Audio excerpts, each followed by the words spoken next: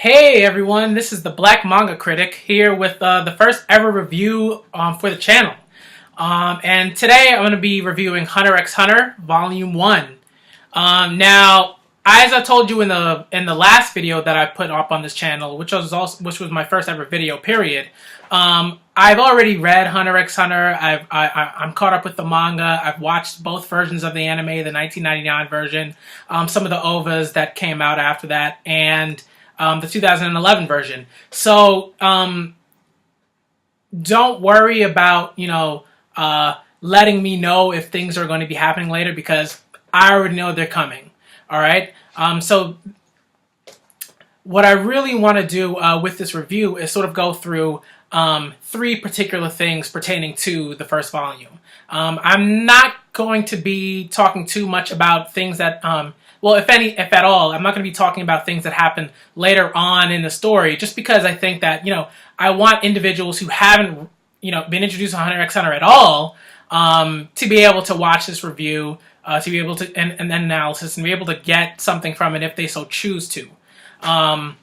So the three things that I really want to get into in terms of the story, in terms of Volume 1, are the pacing, and construction of the volume, the characters, because the characters really make Hunter x Hunter, and really what it means to be a hunter in this world according to Volume 1.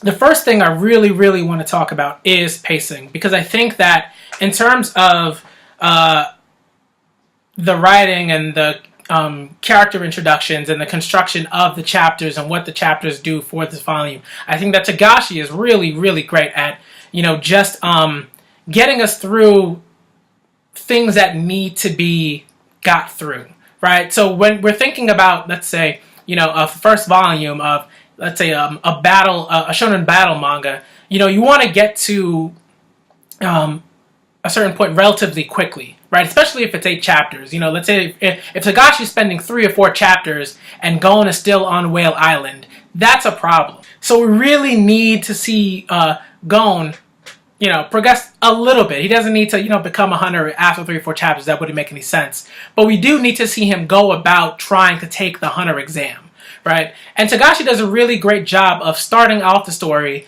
by showing us what Gon can do, right? We understand that, Gon isn't like, the average person in this world or in the world that Togashi has made for us, right? He's probably stronger than 5 guys combined, 5 adult males combined. He pulled out the monster of the lake by himself, and his fish is massive, right? So we understand that Gon has a pretty preternatural physical talent, right? We don't necessarily know from the first chapter if he's mentally acute or anything like that, but we do understand that he wants to take the hunter exam, and this physical strength is going to be necessary to take the hunter exam, right? Because if it wasn't, we probably wouldn't know about what Gon can do physically, right? That wouldn't be necessary. We just maybe we get a little bit of a character development in terms of who he is as a person and all those things, and him talking with his aunt and then going off and trying to take the exam. But we get that right off the bat, so we understand that the hunter exam already is something that you kind of need to be rigorously prepared. You need to rigorously prepare to do. All right. So one thing I also really like is that pacing is really key in terms of going from the first chapter to the second chapter, right? Because with the first chapter, we understand, okay, Gon wants to be a hunter. He's going to go off and take the exam.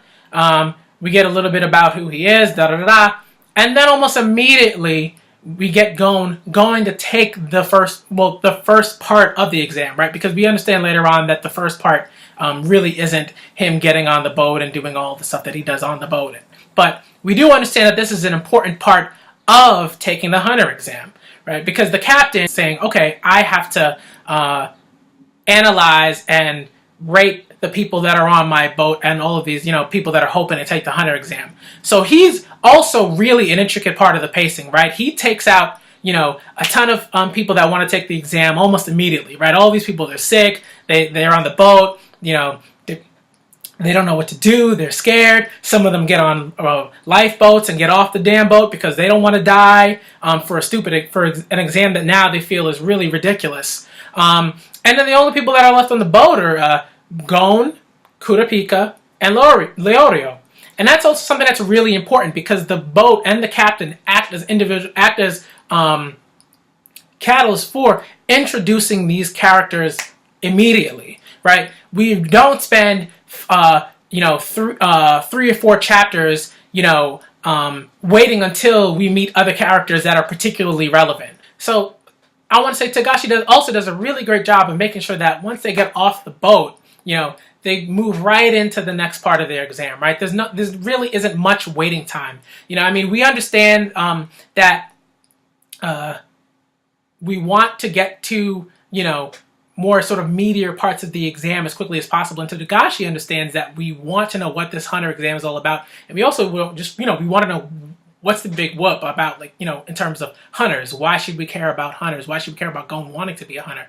Why should we care that Jing is a hunter? Why should we care that Leorio and Kurapika want to be hunters, right? So we move into the next part of the exam, and Togashi really sort of says, okay, well, I'm going to develop these characters a bit more as quickly as possible. Right? He says, okay, we're gonna have him take this exam. There's gonna be this old woman.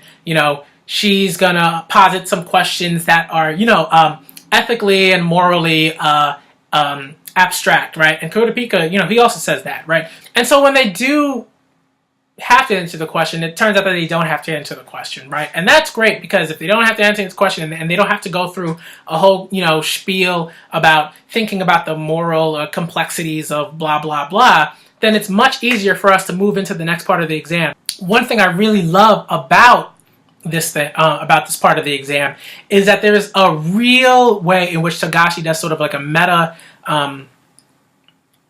metatextual critique of pacing, right? He tells us that Satochi, the guy who's the first real examiner, right? Like we're aware that we're pretty aware that he's a hunter, right?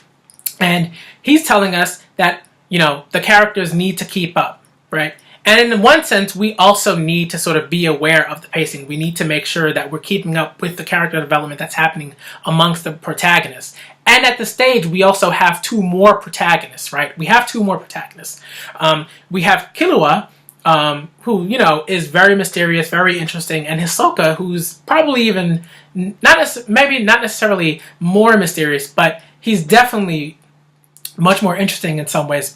He's doing magic tricks, he's taking arms off of guys, he's using his cards to do things, and he's really interesting, right? And he's super dangerous, right? So we, in terms of pacing, I think it's really, really awesome what Togashi is doing, right? He's saying, okay, I'm going to keep up with my own pace in terms of my abilities as a mangaka, but the characters also have to pace themselves, right? In terms of how they're, running the gambit, so to speak, in terms of this part of the exam.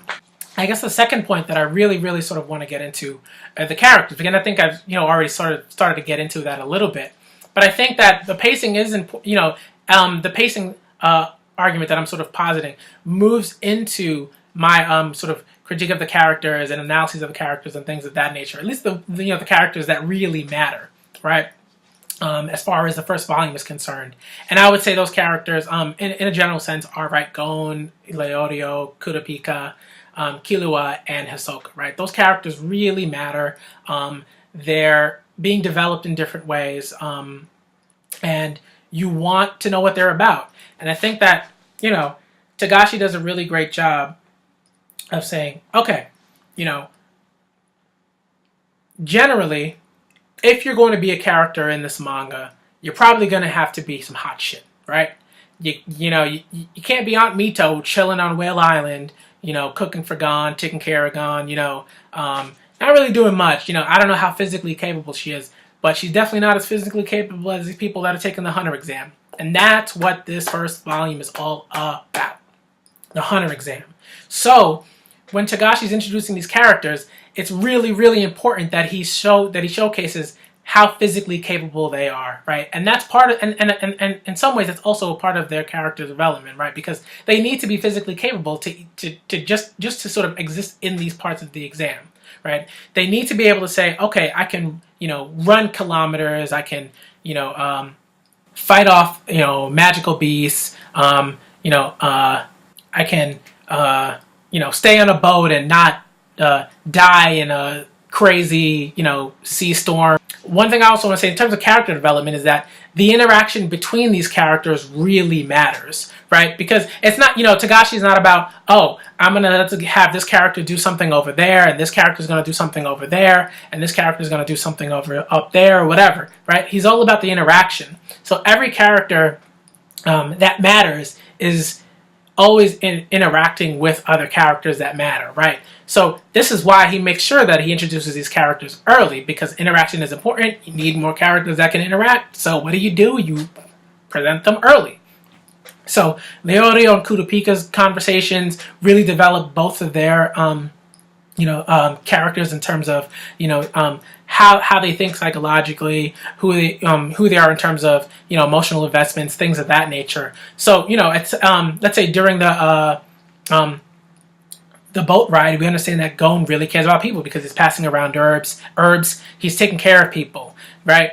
We understand that Leorio also cares about people, but you see that at a different part, right? But you see that at a different part of the exam, right? Kurapika also sort of cares about people, and you sort of see that because he's constantly asking Leorio questions about himself, about who he is as a person, about why he wants to be a hunter, right? What are his motivations? And it matters to Kurapika because I think at this point we're starting to see that they're, Gon, Leorio, and Kurapika are becoming quick friends, right? Their interests and their motivations matter to one another more or less, right? So that's great for character development.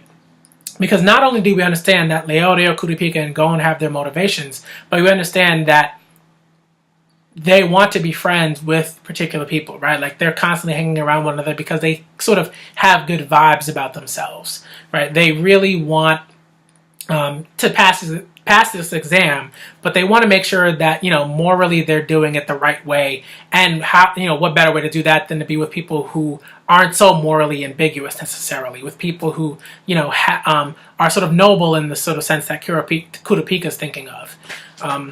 So that's great, but we get pretty good development from Togashi about who Killua is as a person, what are his motivations, what are his goals, things of that nature, right? So Killua is introduced as a 12-year-old kid, or he's almost 12 years old, because he's around the same age as Gon, right?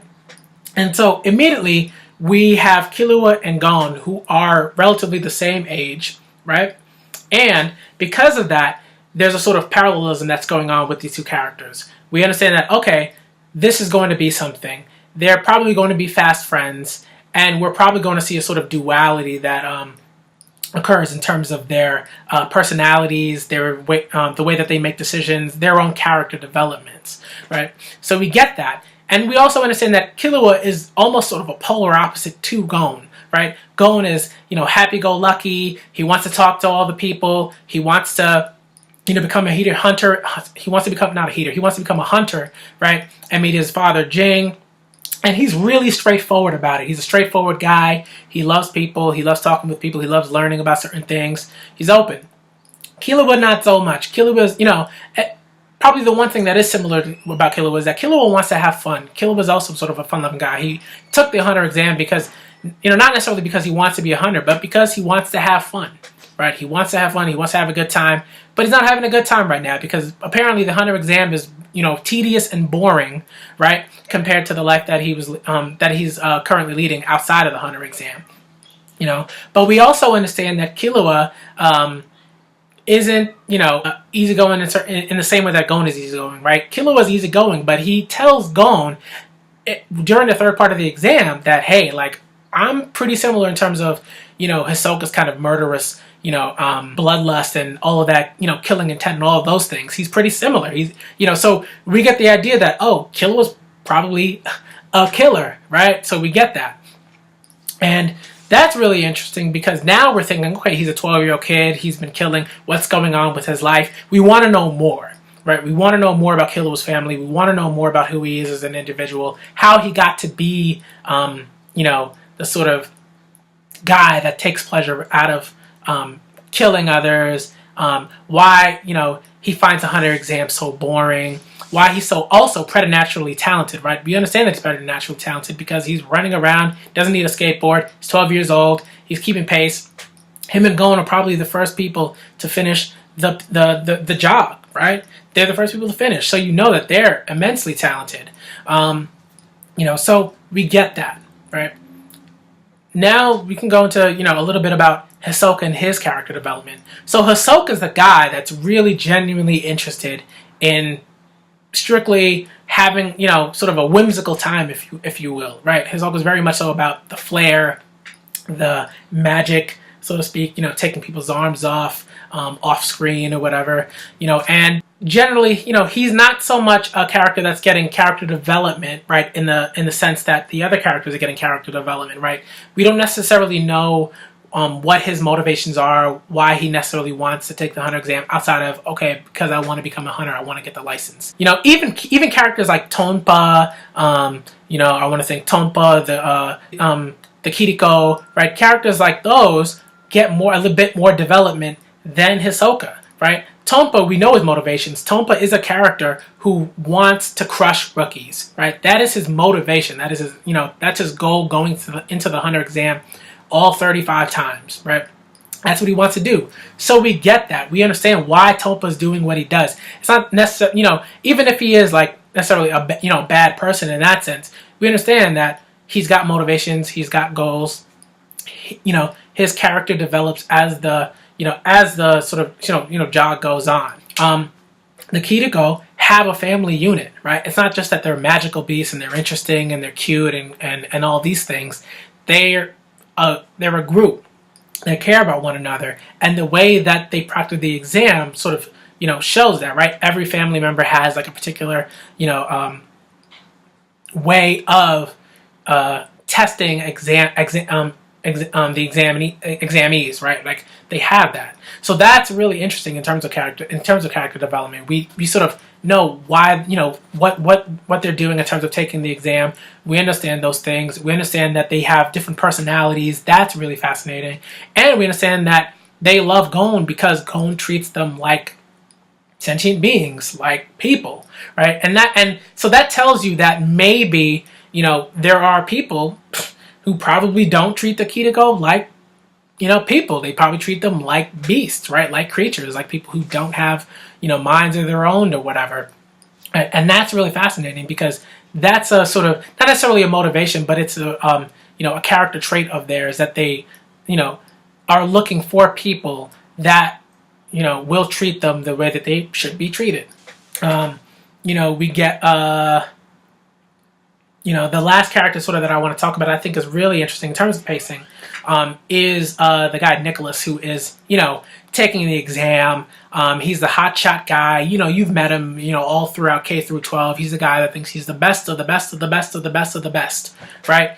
He's amazing. And he knows he's amazing. And, he wants to show off, but he doesn't want any help from anybody. He's very much so a loner in a lot of ways, right? He's always on his computer doing his thing, taking down stats for people, looking at how he's superior to them, right? So Togashi does a really great thing in introducing this character, right? Developing him in a certain way, but not in the same way that he's developing the other characters, right? The other characters, they're sort of, there's a sort of upward character progression, right? And Nicholas has, not necessarily an upward progression because he always thinks he's the best, and then he crashes and burns, right? Togashi is all about making sure that if you're going to take the hunter exam, and if you're going to be a character that's going to be developed, you can't be an asshole who thinks he's better than everybody else. Unless you're Hisoka, right? Because if you're Hisoka, you can do whatever you want, apparently.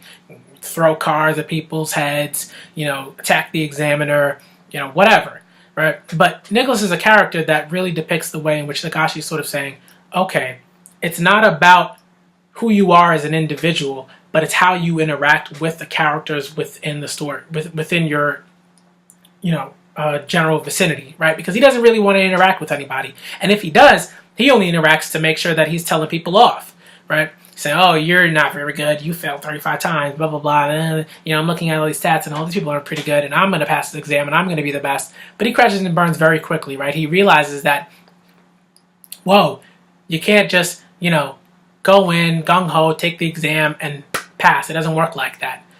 Everyone else is interacting with everyone else. Everyone else is talking with everyone else. Everyone else is doing things to make sure that they're going to pass the exam, right?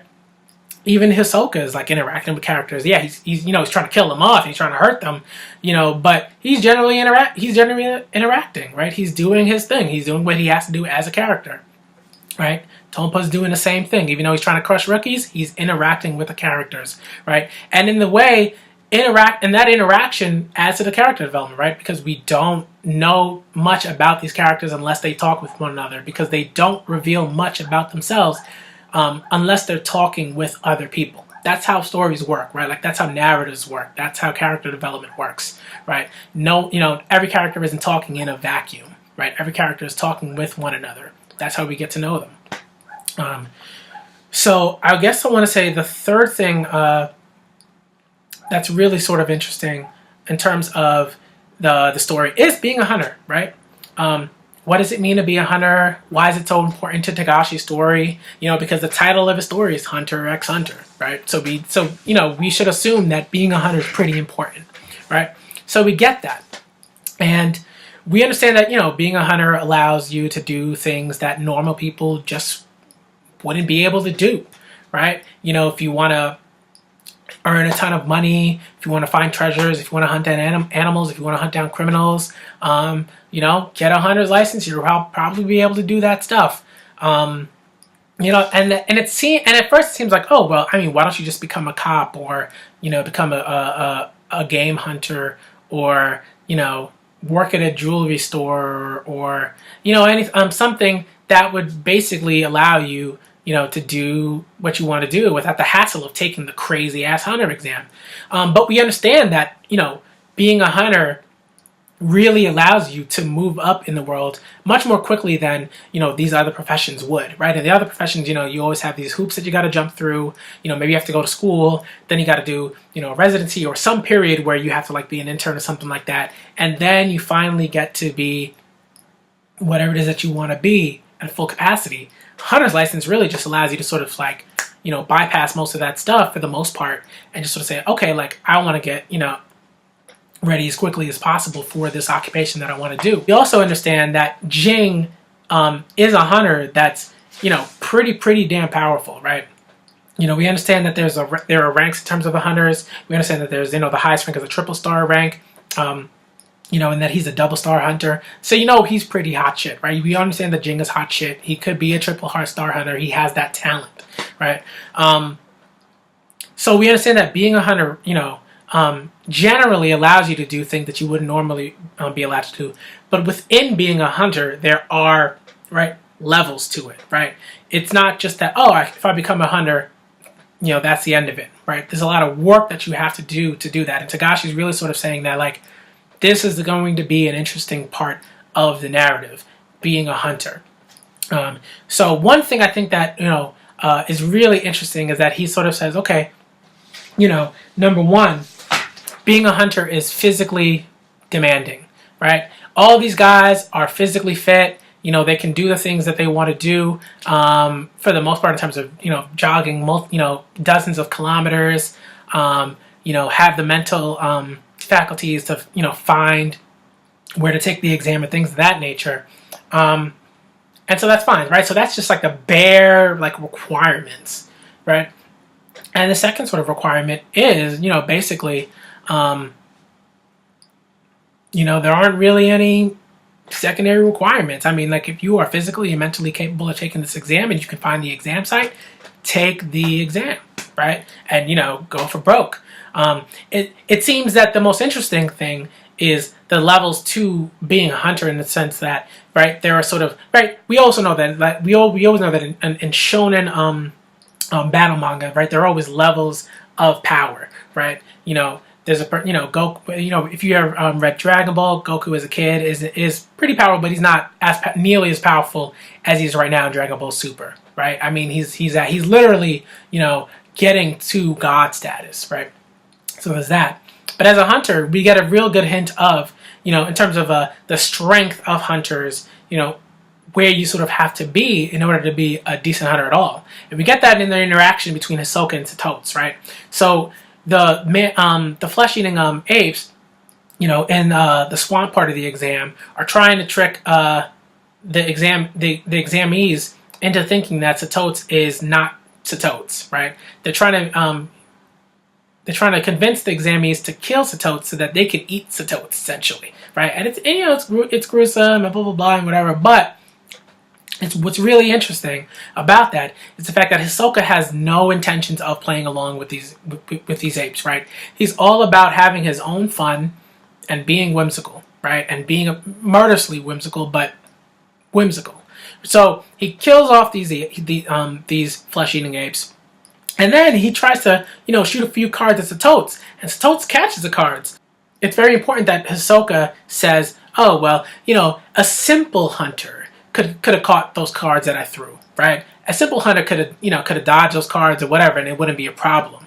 And so Satotes takes it as a compliment, but we understand that Hisoka is sort of being patronizing, right? He's being condescending towards Satotes because he's just like, oh, it's not necessarily a test so much as it's just like, like you may think that you're a hot shit because you're already a hunter and you're an examinee, but I'm hotter, right? Like I'm hotter shit, right? I threw these cards at you because I know that you can stop the cards, but I also know that if I really tried, I could probably kill you right here and right now, right? We already heard that he, almost mortally wounded an examiner in the previous hunter exam, so we know that Hisoka's like on, some other level. We don't know how high of a level, but we understand that he's at least good enough to become a hunter.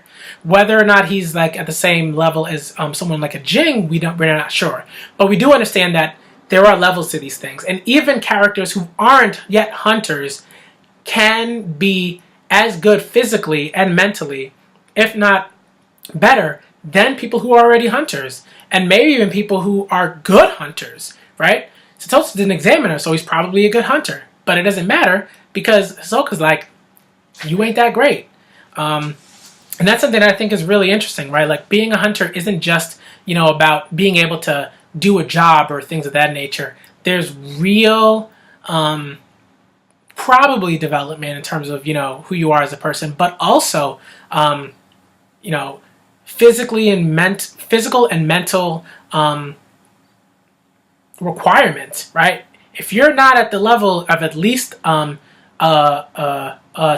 or a Hisoka, you're probably going to be screwed, right? Unless you have like the ingenuity to bypass those physical necessities, like probably a Tompa, because Tompa is also, probably preternaturally talented, right? He gets through all of these hoops so far. He can run kilometers. He doesn't really have a problem in terms of physical fitness, but he's not particularly, strong necessarily. We don't know how strong he is, but we do know that he has to poison people. He has to do all these tricks to try to crush these rookies when he could probably just beat them into a pulp and leave them on the ground and then move on to the next thing, but he doesn't do that, right? So we know that Tompa is not particularly strong, but we understand that he does have a fair bit of ingenuity, right? He's crushed rookies in the past, and he's going to try to crush rookies now, and he's already crushed Nicholas, right? So, and who thought he was the best of the best of the best? So we get that. So yeah, I mean, those are just 3 points that I wanted to sort of bring up about the volume. In a general sense, I love Hunter x Hunter. For those who haven't read the rest, it does get, it always picks up. It's always interesting. It's always fresh. There are more and more characters that are introduced. Everything becomes more interesting as the volumes go on. And hopefully, you love this video, and you'll come back for more. Thanks for watching, and bye-bye.